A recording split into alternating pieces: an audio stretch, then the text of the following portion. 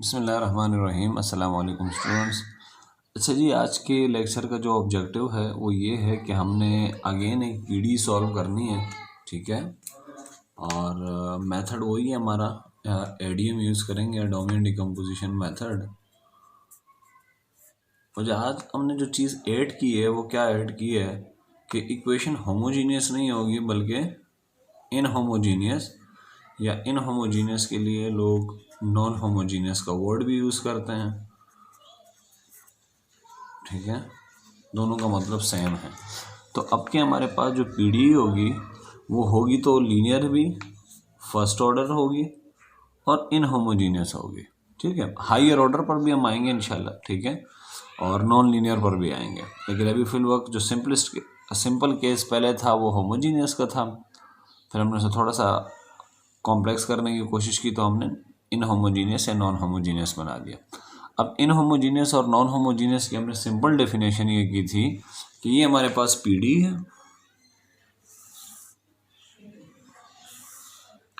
इस पीडी को देखा जाए तो आपने हर टर्म देखनी है। हर टर्म में क्या होना चाहिए, हर टर्म के अंदर डिपेंडेंट वेरिएबल होना चाहिए, यानी यू, हमारे यहाँ डिपेंडेंट वेरिएबल यू है, और या डिपेंडेंट वेरिएबल का डेरिवेटिव होना चाहिए। अगर हर टर्म में ऐसा है, यानी हर टर्म में डिपेंडेंट वेरिएबल भी मौजूद है, डिपेंडेंट वेरिएबल है या उसके डेरिवेटिव हैं या दोनों हैं, ठीक है, तो फिर ऐसी इक्वेशन होगी होमोजीनियस। अच्छा, अब देखते हैं इस इक्वेशन को। ये टर्म है, इस टर्म में वाकई यू का डेरिवेटिव मौजूद है, यानी partial u by partial x है जी, क्योंकि डिपेंडेंट वेरिएबल का डेरिवेटिव होना चाहिए या डिपेंडेंट वेरिएबल यू खुद होना चाहिए या दोनों भी हो सकते हैं, ठीक है। ये देखें, इसमें भी यू का डेरिवेटिव है, partial u by partial y, मगर ये एक ऐसी टर्म है जिसमें यू भी नहीं है, यू का डेरिवेटिव भी नहीं है, ठीक है। ये टर्म अगर मौजूद हो जिसमें यू भी ना हो, यू का डेरिवेटिव भी ना हो, जस्ट क्या हो, जस्ट इंडिपेंडेंट वेरिएबल्स हो, तो ऐसी इक्वेशन फिर हो जाती है इनहोमोजीनियस। और इस टर्म को जिसमें डिपेंडेंट वेरिएबल नहीं है, उसका डेरिवेटिव भी नहीं है, इसको हम कहते हैं सोर्स टर्म। और ख़ास बात यह है कि ये जो सोर्स टर्म है इसमें एक्स भी है और वाई भी है, यानी इसमें एक्स भी हो सकता है और वाई भी हो सकता है। तो जनरली जो सोर्स टर्म होती है उसे हम इस तरह ज़ाहिर करते हैं कि सोर्स टर्म होती है वो एफ ऑफ एक्स वाई होती है, यानी सोर्स टर्म जो होती है उसमें एक्स भी होता है, वाई भी होता है, दोनों भी हो सकता है, यानी एक्स भी हो सकता है, वाई भी हो सकता है और दोनों भी हो सकते हैं। तो ये सोर्स टर्म है, क्योंकि इसमें डिपेंडेंट वेरिएबल भी नहीं है, यू भी नहीं है, यू का डेरिवेटिव भी नहीं है, जस्ट इंडिपेंडेंट वेरिएबल्स हैं, लिहाजा ये सोर्स टर्म। तो याद रखिएगा कि सोर्स टर्म अगर होगी तो इक्वेशन हो जाएगी इनहोमोजीनियस, और सोर्स टर्म नहीं होगी तो इक्वेशन क्या हो जाएगी, होमोजीनियस, ठीक है। तो अगर सोर्स टर्म होगी तो इक्वेशन इनहोमोजीनियस, तो ये इनहोमोजीनियस है और ये दो कंडीशंस भी दी हुई हैं। इन कंडीशंस का मतलब आपको पता है कि क्या है, ठीक है। इसका मतलब यह है कि u की वैल्यू 0 है, और ये किसकी वैल्यू दी गई है, ये x की दी गई है, x की वैल्यू भी 0 है। इसका क्या मतलब है कि u की वैल्यू 0 है, ये, जबकि ये किसकी वैल्यू है, y की वैल्यू, यानी जब x की वैल्यू 0 होगी तो y की वैल्यू 0 होगी, जब y की वैल्यू 0 जब x की वैल्यू 0 होगी तो u की वैल्यू 0 होगी, क्योंकि u देखें ना, u किस पर डिपेंड कर रहा है, x पे भी कर रहा है और y पर भी कर रहा है, ठीक है। तो कंडीशन ये दी हुई है कि अगर आप x की जगह 0 पुट करेंगे तो ये 0 आएगा, और अगर आप y की जगह भी 0 पुट करेंगे तो ये 0 आएगा। तो ये दो कंडीशंस दी हुई है, ठीक है। तो ये पीडी हो गई हमारी कि हमें पीडी किस तरह से है, होमोजीनियस है, नॉन होमोजीनियस है, और ये जो इनिशियल कंडीशंस दी थी ये भी हमने डिस्कस कर लिए, ठीक है। अच्छा जी, आगे बढ़ते हैं। अब हम इस पीडी को सॉल्व करते हैं। तो सॉल्व करने के लिए मैंने आपको स्टेप्स बताए थे जी, कि पहला स्टेप क्या होता है, दूसरा स्टेप क्या होता है, ठीक है। और जब हम मेडोमियन से सॉल्व करते हैं तो पहला स्टेप ये होता है जी कि हम इसको ऑपरेटर की फॉर्म में लिखते हैं, ठीक है जी। तो पार्शियल यू, मैं इस इक्वेशन को यू लिख देता हूँ, partial u by partial x plus partial u by partial y. ये ऑपरेटर की फॉर्म नहीं है, ऑपरेटर की फॉर्म मैं अभी लिखने वाला हूँ एक्स प्लस वाई। ठीक है जी। अब इसमें जो पार्शियल ओवर पार्शियल एक्स है इसको हम लिख देते हैं जी। अच्छा, ये पहला स्टेप था हमारा। ठीक है, तो इसको मैं यूँ लिखूँगा L x u plus L y u is equals to x plus y. और आपको पता होना चाहिए कि एल एक्स का क्या मतलब है। Here partial by partial x का मतलब है एल एक्स, और पार्शियल बाय पार्शियल वाई का मतलब है एल वाई। तो पहला स्टेप ये होता है कि आपने इक्वेशन को ऑपरेटर की फॉर्म में लिख देना है और ऑपरेटर बता देना है कि भाई एल एक्स का क्या मतलब है, एल वाई का क्या मतलब है। ठीक है, और इनवर्स ऑपरेटर भी साथ में डिफाइन करा देना है। ठीक है, देयरफॉर अगर देखें एल एक्स का मतलब ये है कि पार्शियल डेरिवेटिव, ये पार्शियल डिफरेंशियल ऑपरेटर है विद रिस्पेक्ट टू एक्स, ये भी पार्शियल डिफरेंशियल ऑपरेटर है विद रिस्पेक्ट टू वाई है, ये एल वाई का मतलब है। तो एल एक्स इनवर्स का क्या मतलब होगा, इसका मतलब ये होगा कि इंटीग्रेशन होगी, मैंने आपको बताया था हमेशा ये डेफिनेट इंटीग्रल होता है, और चूंकि ये एल एक्स है यानी हमें पार्शियल डेरिवेटिव एक्स के रिस्पेक्ट से लेना है, तो इसकी जो लिमिट होती है वो होती है 0 टू एक्स। ठीक है, साथ में आएगा डी एक्स। इसी तरह एल वाई इनवर्स का क्या मतलब होगा, इंटीग्रेशन 0 से वाई और डी वाई। और ख़ास बात क्या है, ख़ास बात ये है कि जब आप यहाँ पर इंटीग्रेशन परफॉर्म करेंगे तो y क्या होगा जी, कांस्टेंट, क्योंकि आप इंटीग्रेशन कर रहे हैं x के रिस्पेक्ट से, तो बाकी जितने वेरिएबल हैं वो क्या होंगे, कांस्टेंट होंगे।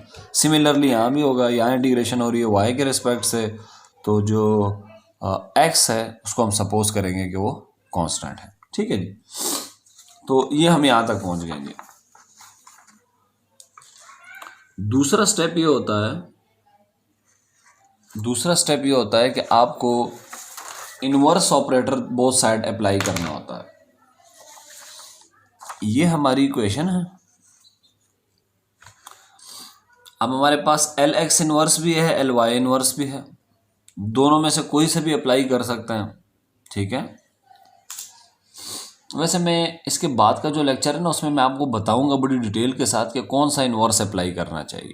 ठीक है, फिर वक्त दोनों कर सकते हैं इस केस में ना।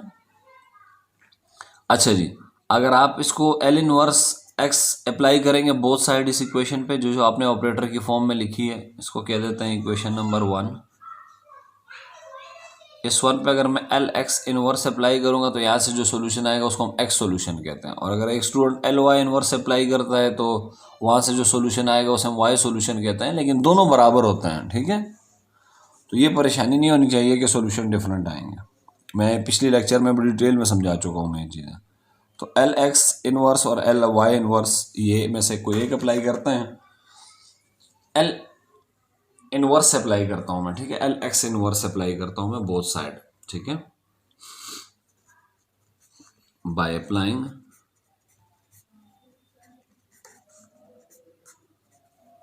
एल एक्स इनवर्स ऑन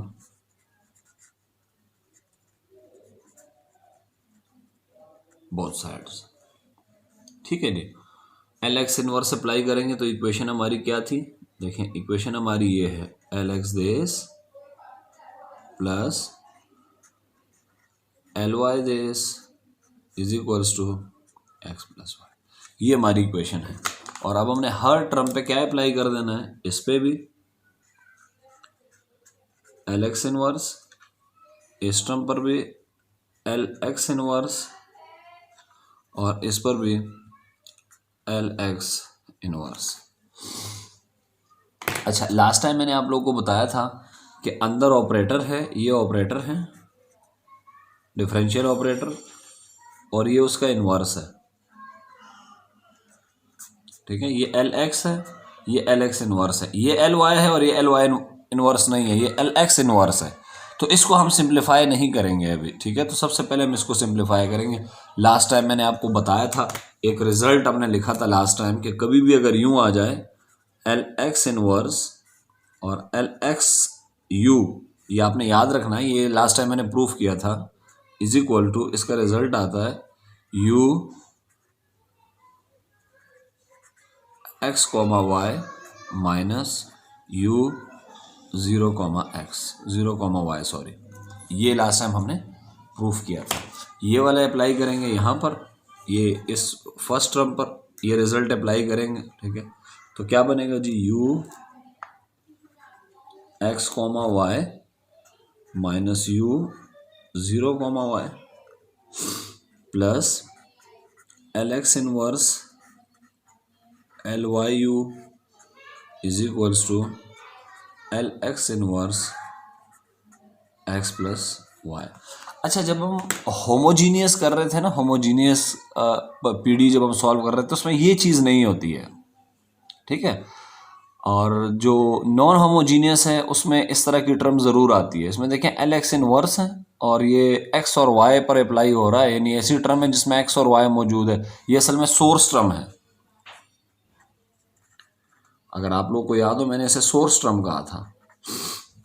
तो हमेशा याद रखना, चाहे जब इनहोमोजीनियस का केस हो तो सोर्स टर्म को भी आप सिंप्लीफाई कर सकते हैं बड़ी आसानी के साथ, ठीक है। तमाम टर्म्स को उधर भेज देंगे हम सिवाय यू एक्स वाई के, ठीक है। यू एक्स वाई को अलग करते हैं, मैंने आपको पहले भी बताया था, इसको अलग करेंगे, बाकी टर्म्स को वहाँ भेज देंगे। क्या बचेगा जी, एल एक्स इनवर्स, ये टर्म लिख रहा हूँ मैं, एल वाई यू ये as it is, plus L x inverse, sorry ये वहाँ जाएगा तो ये एक्चुअली माइनस हो जाएगा, ये प्लस और ये वहाँ जाके प्लस हो जाएगा।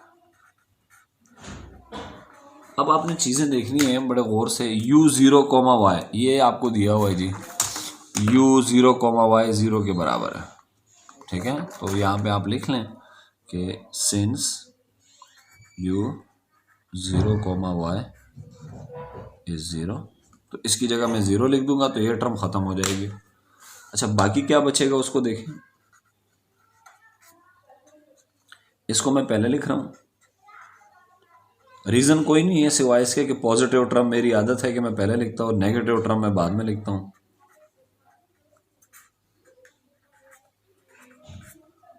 और ये हो जाएगा 0। अब ये सोर्स टर्म है, सोर्स टर्म पर भी आप एल एक्स इनवर्स अप्लाई करें। और ये याद रखिएगा कि आप इसको बहुत यानी आप इसको डायरेक्ट भी कर सकते हैं। एल एक्स इनवर्स का मतलब है कि आपने इंटीग्रेशन करनी है एक्स के रिस्पेक्ट से और लिमिट होगी 0 to x, ठीक है। तो पहले मैं x को इंटीग्रेट करूंगा तो क्या आएगा, 0 to x x dx, L inverse का यही मतलब है। फिर प्लस, फिर 0 से x इंटीग्रेशन किसकी, y की dy, सॉरी ये 0 to x नहीं है, 0 to y है, सॉरी, ये 0 to x है और ये भी x है, ठीक है। वजह क्या है कि 0 to x है, क्योंकि एल एक्स इनवर्स हमने क्या डिफाइन किया हुआ है, एल एक्स इनवर्स इज, क्योंकि ये एल एक्स का इनवर्स है तो लाजिम बात है वो इंटीग्रेशन भी x के रिस्पेक्ट से हो रही होगी और लिमिट हमने 0 to x रखनी है, ठीक है। Minus L x inverse L y you, ठीक है। अच्छा जी, अच्छा एक बात याद रखिएगा, इस टर्म को आप हल नहीं कर सकते अभी, जब तक रिकरेंस रिलेशन ना बनाओ ना, जब तक रिकर्सिव रिलेशन ना बनाओ इस टर्म को आप सॉल्व नहीं कर सकते। उसकी वजह क्या है, क्योंकि अंदर देखें आप ऑपरेटर है एल वाई और बाहर एल वाई का इन्वर्स नहीं है बल्कि किसका इन्वर्स है, एल एक्स का इन्वर्स है। तो ऐसी टर्म को हम कभी भी सॉल्व नहीं करते, इसको बिल्कुल एंड में करते हैं, ठीक है, इसको बिल्कुल एंड में करते हैं।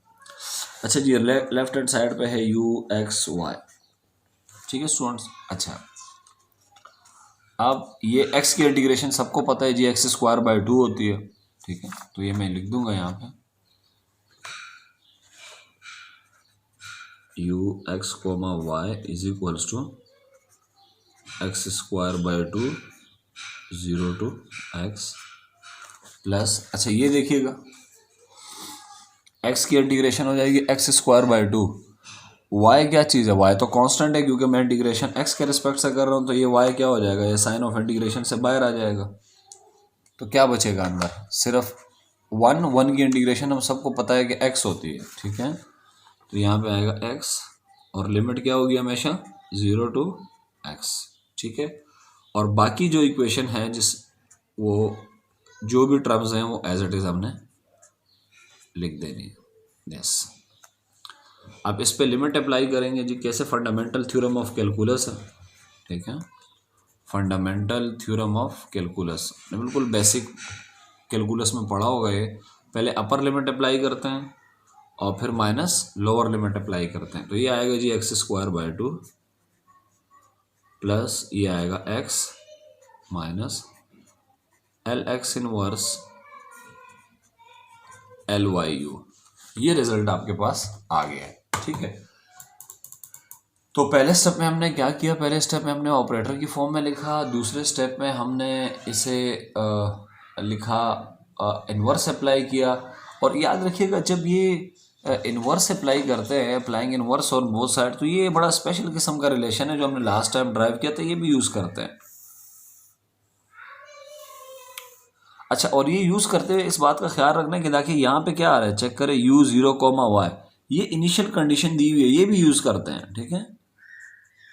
इनिशियल कंडीशन ये अमूमन क्या होती है, ये गिवन होती है।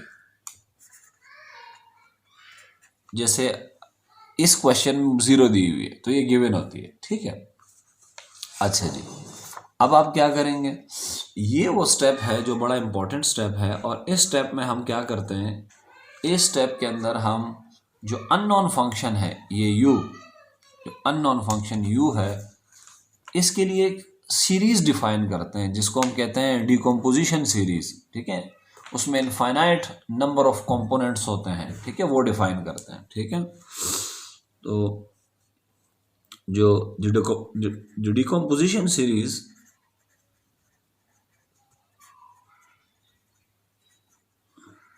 डिकम्पोजिशन सीरीज क्या होगी,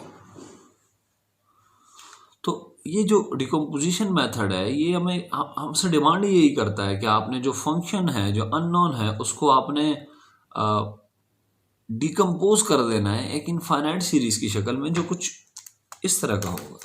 जो सीरीज है वो कुछ इस तरह की होगी, u(x, y) is equals to summation n runs from 0 to infinity un x, y। ये डिकम्पोजिशन सीरीज है। आप इसको अगर एक्सपेंड करके देखना चाहते हैं तो आप इसको यूं एक्सपेंड कर सकते हैं, n की जगह पहले रखेंगे 0 तो ये हो जाएगा u0 x, y। ये रिप्रेजेंट कर रहा है कि u0 के अंदर x भी हो सकते हैं y भी हो सकते हैं, दोनों भी हो सकते हैं। प्लस n की जगह फिर हम पुट करेंगे 1 और प्लस हम समेशन की वजह से लगा रहे हैं, फिर दोबारा प्लस, फिर n की जगह 2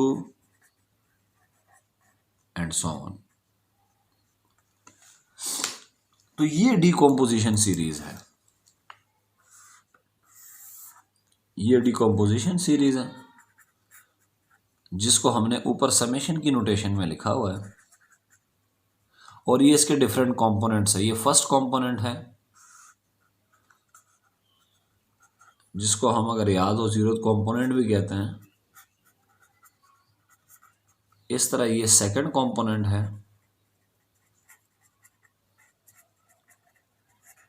और ये थर्ड कंपोनेंट है।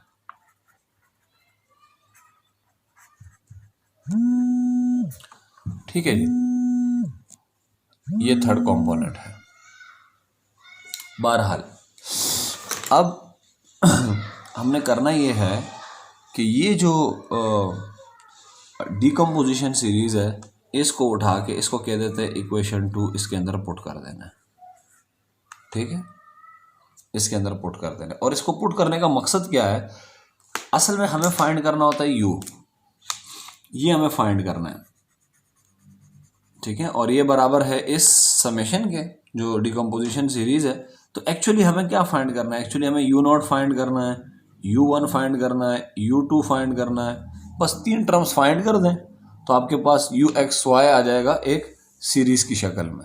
ठीक है, अगर पीडी जो भी इक्वेशन आपको दी हुई है अगर उसका सॉल्यूशन एग्जिस्ट करता है तो क्या होगा, ये 3 टर्म्स 4 टर्म्स, ये 3-4 टर्म्स आपको बता देंगी कि इस पीडी का एग्जैक्ट सॉल्यूशन एग्जिस्ट करता है या नहीं। ठीक है, आपको आइडिया हो जाएगा, वो सीरीज से ही आइडिया हो जाएगा। लेकिन अगर वो पीडी जो है वो उसका एग्जैक्ट सॉल्यूशन एग्जिस्ट नहीं करता तो फिर आप 3-4 टर्म्स निकाल लें और ये आपके पास एक इनफाइनाइट सीरीज की फॉर्म में सॉल्यूशन आ जाएगा। पर एक कमेंट मैं ये करूँगा कि अगर आप जितनी ज़्यादा टर्म्स निकालेंगे उतना यू एक्स वाई ऑकरेंट आएगा। ठीक है, तो जब हमें बहुत ज़्यादा टर्म्स निकालनी होती है तो ऐसी सूरत में हम कंप्यूटर का इस्तेमाल करते हैं। ठीक है, फिर हम हाथ से कैलकुलेशन नहीं करते हैं। हमें 20 टर्म्स निकालनी है, 50 टर्म्स निकालनी है, ठीक है, तो फिर हम कंप्यूटर का यूज़ करते हैं। बहरहाल प्रोग्रामिंग करते हैं, ठीक, तो वहाँ से ये फिर हम डिफरेंट टर्म्स निकाल लेते हैं। बहरहाल अच्छा जी, अब हम ये इनफाइनाइट सीरीज सॉल्यूशन 2 में पुट कर देंगे, इस 2 में। तो 2 क्या बन जाएगी ज़रा बताएं मुझे। ये 2 जो है ये यू एक्स वाई की जगह मैं लिखूंगा you not which is a function, may be function of xy, u1 plus u2 dot dot dot is equals to right hand side पे क्या है जी, x square by 2 plus x minus L x inverse L y, और u की जगह मैं क्या लिखूंगा, u की जगह यहाँ मैं अभी समेशन में लिख देता हूँ n runs from 0 to infinity u n x, y। इसको बाद में एक्सपेंड कर लेंगे नेक्स्ट पेज पे, ठीक है, जगह नहीं है। तो ये हमने क्या कर लिया, ये हमने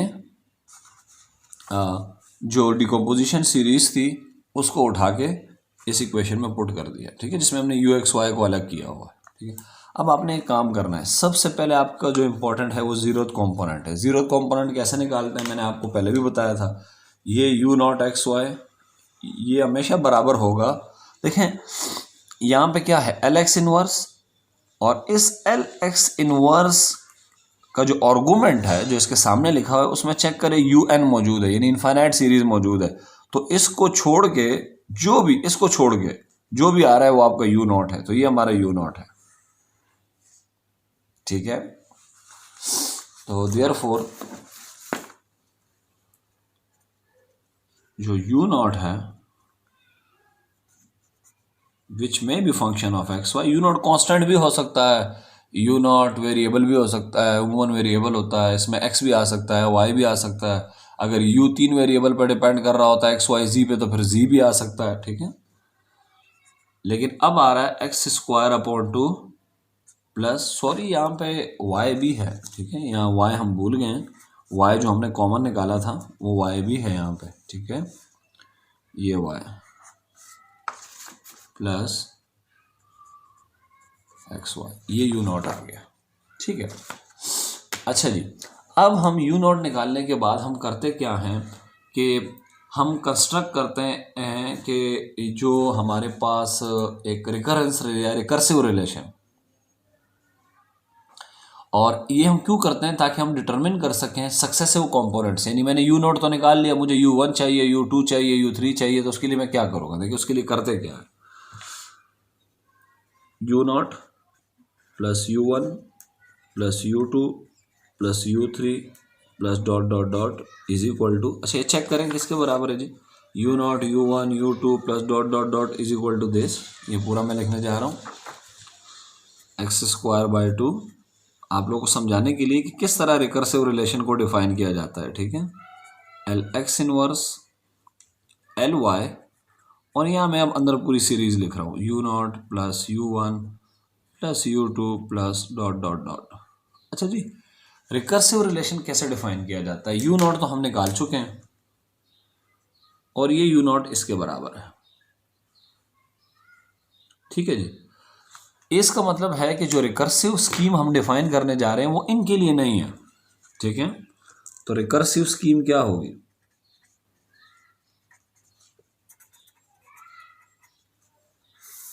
अच्छा रिकर्सिव स्कीम को हम यू लिखेंगे u1 u2 u3, ये जितनी भी टर्म्स हैं इनके लिए हम, चूंकि देखिए मैंने लास्ट लेक्चर में भी बताया था कि जो सीरीज होती है उसको लिखने का एक तरीका ये भी होता है। ठीक है, तो u1 u2 u3 and so, इनको मैं यूँ लिखता हूँ u k plus 1 is equal to, इसको छोड़ दें आप, ठीक है, minus L x inverse L y. अच्छा यहाँ पे हमने यू के प्लस वन लिखा है, यहाँ एक कम लिखेंगे तो यहाँ लिखेंगे यू के, यानी एल इनवर्स एक्स इनवर्स भी as it is, L y भी एज इट इज, और इस पूरे की जगह आपने क्या लिख देना है, यू के। ठीक है, और के की वैल्यू क्या होगी, ग्रेटर और इक्वल टू 0। अच्छा आप इसको एक और तरीके से भी लिख सकते हैं। आप अगर यहाँ के प्लस वन नहीं लिखना चाहते हैं, आप यहाँ लिखना चाहते हैं यू के, तो लिख लें इस पूरे को टर्म, ये u1 u2 u3 इसको हम यू के से जाहिर कर रहे हैं। ठीक है, माइनस एल एक्स इनवर्स, ये एल वाई भी एज इट इज। अब u not u1 u2 u3 इनको, इसकी जगह हम क्या लिखेंगे, जैसे यहाँ k प्लस वन था तो यहाँ हमने एक कम लिखा था k, तो जब k होगा तो k से एक माइनस करें क्या बनता है, k माइनस वन, तो यहाँ मैं लिखूंगा u k माइनस वन। अच्छा यहाँ आपने और से देखना है, यहाँ चेक करें, यहाँ पे ये क्या लिखा हुआ है, k प्लस वन, तो k की वैल्यू अब देखनी है। अगर मैं इसमें 0 पुट करूं, अच्छा आपने k वहां से स्टार्ट होगा, गौर से सुनिएगा, जो आप पुट करें तो ये आ जाए u1। अब k प्लस वन में मैं क्या पुट करूं कि 1 आ जाए, 0, क्योंकि 0 प्लस वन 1 होता है, इसलिए k 0 से स्टार्ट हुआ है। अब इस केस में क्या होगा, अगर आप ऐसे डिफाइन करेंगे u k, तो k की वैल्यू अगर मैं 0 से स्टार्ट करूंगा तो u1 तो आएगा नहीं, ये आना चाहिए हमेशा, क्योंकि ये तो हम निकाल चुके हैं, u1 आना चाहिए। तो k अब स्टार्ट कहाँ से होगा, k अब स्टार्ट होगा 1 से। ठीक है, तो ये दो डिफरेंट तरीके हैं रिकर्सिव स्कीम डिफाइन करने के लिए। ठीक है, अच्छा यू नॉट तो ऑलरेडी आ चुका है हमारे पास, ठीक है, वो भी लिख लेते हैं, u not is equal to x square by 2 plus x y. तो कोई सा भी रिकर्सिव स्कीम आप यूज कर सकते हैं, के प्लस वन वाला भी और के वाला भी। अच्छा यहाँ अगर के प्लस वन होगा तो यहाँ के होगा, यहाँ के होगा, यहाँ के माइनस वन होगा, और ये खास ख्याल रखना है कि के कहाँ से स्टार्ट होगा। ठीक है, आप 0 पुट करेंगे तो देखें। अच्छा एक और भी इंटरेस्टिंग चीज़ है जो जो आप देख सकते हैं, ये राइट हैंड साइड पे जब भी आप के की पहली वैल्यू पुट करेंगे ना तो यू नॉट आना चाहिए। देखिए ये यू के है, अगर मैं के की जगह 0 पुट करूंगा तो ये आ जाएगा क्या, यू नॉट। यहाँ के माइनस वन है, अगर मैं 1 पुट करूंगा तो 1 माइनस वन यू नॉट आ जाएगा। ठीक है, तो ये डिफरेंट तरीके हैं इसे देखने के कि के कहाँ से स्टार्ट होगा। ठीक है, फिर भी अगर कोई कन्फ्यूजन हो तो मुझसे पूछ सकते हैं। ठीक है, कॉमेंट में भी पूछ सकते हैं, व्हाट्सएप भी कर सकते हैं। बहरहाल अब हम रिकर्सिव रिलेशन को यूज करेंगे। पहले पुट करेंगे जी 4k इज इक्वल टू 1। ठीक है, k इज इक्वल टू 0, मैं ये वाला यूज कर रहा हूँ। ठीक है, तो k की जगह 0 पुट करेंगे तो ये क्या बन जाएगा, k plus one in 0 plus one is 1 minus L x inverse L y, और यू के k की जगह 0 पुट करेंगे तो ये हो जाएगा यू नॉट। अब यू नॉट क्या है, पुट करें जी, u1 is equals to minus L x inverse L y, u naught ईयर है जी, x square by 2 plus x y. अब आपको पता होना चाहिए कि एल वाई का मतलब है कि हमें पार्शियल डेरिवेटिव लेना है एक्स के रिस्पेक्ट से, तो ये चीज़ 0 हो जाएगी। क्यों, क्योंकि हमें पार्शियल डेरिवेटिव एक्स के रिस्पेक्ट से लेना है, और ये तो सॉरी वाई के रिस्पेक्ट से, और ये तो पूरी टर्म में एक्स है, वाई तो है नहीं, तो ये कांस्टेंट होगी, ये 0 हो जाएगी, ये टर्म हो जाएगी 0, क्योंकि इसका मतलब है कि आपको पार्शियल डेरिवेटिव लेना है एक्स के रिस्पेक्ट से। अच्छा इसका डेरिवेटिव भी लेंगे, सॉरी वाई के रिस्पेक्ट से, एल वाई का मतलब है कि हमें डेरिवेटिव लेना है वाई के रिस्पेक्ट से। ठीक है, और एक्स वगैरह को जितने भी अदर वेरिएबल्स हैं उनको हम कांस्टेंट सपोज करेंगे, तो एक्स भी कांस्टेंट, 2 भी कांस्टेंट, तो कांस्टेंट का डेरिवेटिव 0, ये टर्म तो उड़ गई है। अब एक्स वाई, इसमें एक्स तो कांस्टेंट है मगर वाई वेरिएबल है, तो ये पूरी टर्म कांस्टेंट नहीं है, इसको उड़ाना देना है। ठीक है, इसमें एक्स कांस्टेंट है, इसको कुछ भी नहीं कहेंगे, और वाई का जब हम डेरिवेटिव लेंगे तो आएगा 1, तो इस पूरे का डेरिवेटिव असल में आएगा 0 plus x y, x constant है, इसको छेड़ेंगे नहीं, और वाई का डेरिवेटिव 1, तो ये आएगा 0 प्लस एक्स, यानी जस्ट एक्स आएगा। तो u1 क्या आ रहा है जी, u1 आ रहा है माइनस एल एक्स इनवर्स, और यहाँ पे आ जाएगा x। अब एल एक्स इनवर्स का क्या मतलब है कि हमें इंटीग्रेशन करनी है, और इंटीग्रेशन कहाँ से कहाँ तक करनी है ये आपको पता होनी चाहिए कि u1 is equal to minus 0 से x, इंटीग्रेट करना है किसको, x को, dx। तो u1 की इंटीग्रेशन, सॉरी x की इंटीग्रेशन हो जाएगी एक्स स्क्वायर बाय 2 और लिमिट है 0 से x, लिमिट अप्लाई करेंगे तो u1 आपके पास आ जाएगा x² 2। ये आपके पास आ गया u1। ठीक है, अब हम मालूम करेंगे u2। u2 मालूम करने के लिए हमें क्या करना पड़ेगा? u2 मालूम करने के लिए हमें इस रिकर्सिव रिलेशन में जो मैंने यहाँ लिखा है, ये वाला रिकर्सिव रिलेशन, पहले हमने k की जगह 0 पुट किया है, अब k की जगह 1 पुट करेंगे। ठीक है, k की जगह 1 पुट करके चेक करते हैं जी।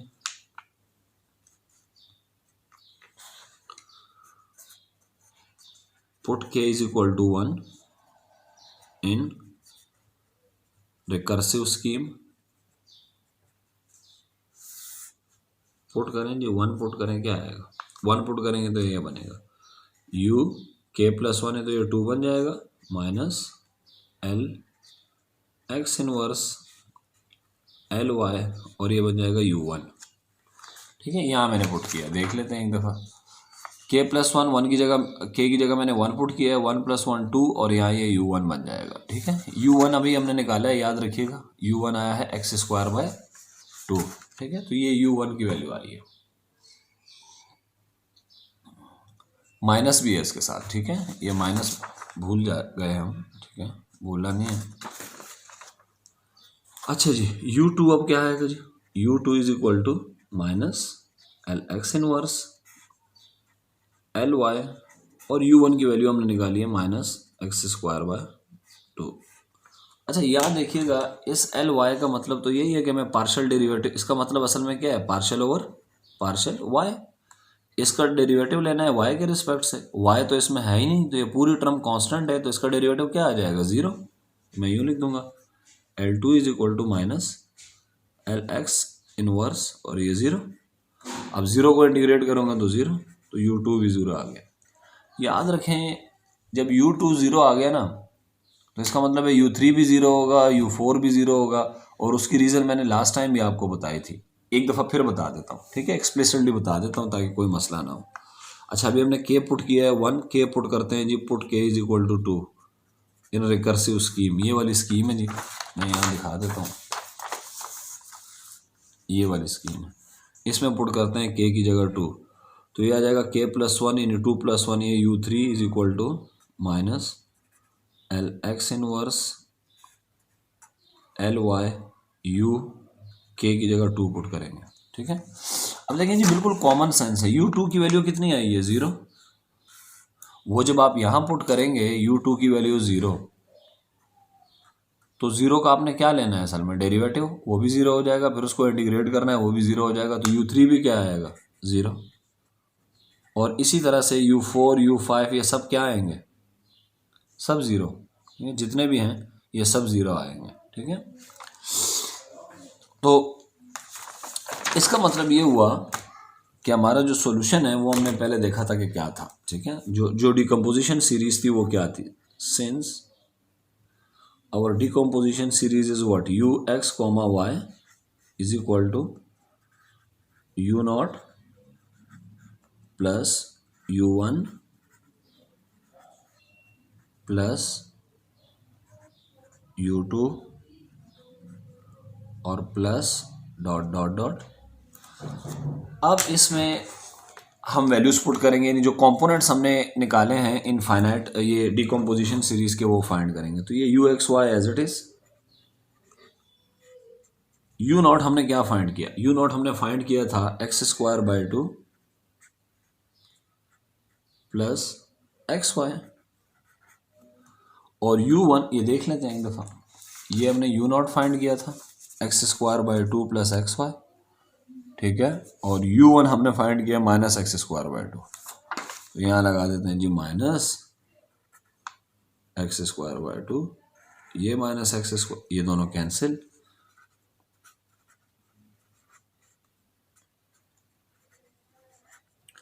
अच्छा, एक इंटरेस्टिंग बात क्या है, u2 0 हो गया तो वो 0, u3 भी 0, वो सारे 0। ठीक है, तो उनको लिखने की ज़रूरत नहीं है, ये दोनों कैंसिल। xy, अब आप मुझे बताएं कि ये सॉल्यूशन कैसा है? आप कहेंगे सर ये एग्जैक्ट सॉल्यूशन है, ये इनफाइनाइट सीरीज सॉल्यूशन नहीं है, क्योंकि इनफाइनाइट सीरीज सॉल्यूशन ये तब होता है जब इसमें इनफाइनाइट टर्म्स होते हैं, ठीक है। अब ये जस्ट एक टर्म है एक्स वाई, ये हमारा एग्जैक्ट सॉल्यूशन है, एग्जैक्ट सॉल्यूशन। तो अगर एग्जैक्ट सॉल्यूशन एग्जिस्ट करेगा उस पीडीई का, तो एडोमियन डिकम्पोजिशन की ये खुसूसियत है कि ये एग्जैक्ट सॉल्यूशन आपको निकाल कर देगा, खुद ही निकल कर आएगा आपके सामने एक तरीके से, ठीक है। और लेकिन जब उस पीडी का एग्जैक्ट सॉल्यूशन ही नहीं होगा, जैसे हम आगे जाके देखेंगे, तो फिर एग्जैक्ट सॉल्यूशन नहीं निकलेगा, क्योंकि है ही नहीं तो निकलेगा कहाँ से, ठीक है। तो बहरहाल ये हमारे पास एग्जैक्ट सॉल्यूशन निकल आया नॉन होमोजीनियस पीडी का। और यहाँ पे आज के लेक्चर को एंड करते हैं, ठीक है। बशर्ते हयात दस्तयाबी नेक्स्ट लेक्चर में इंशाल्लाह नई वीडियो के साथ हाजिर होऊंगा। तब तक के लिए अल्लाह हाफिज़ व नासिर।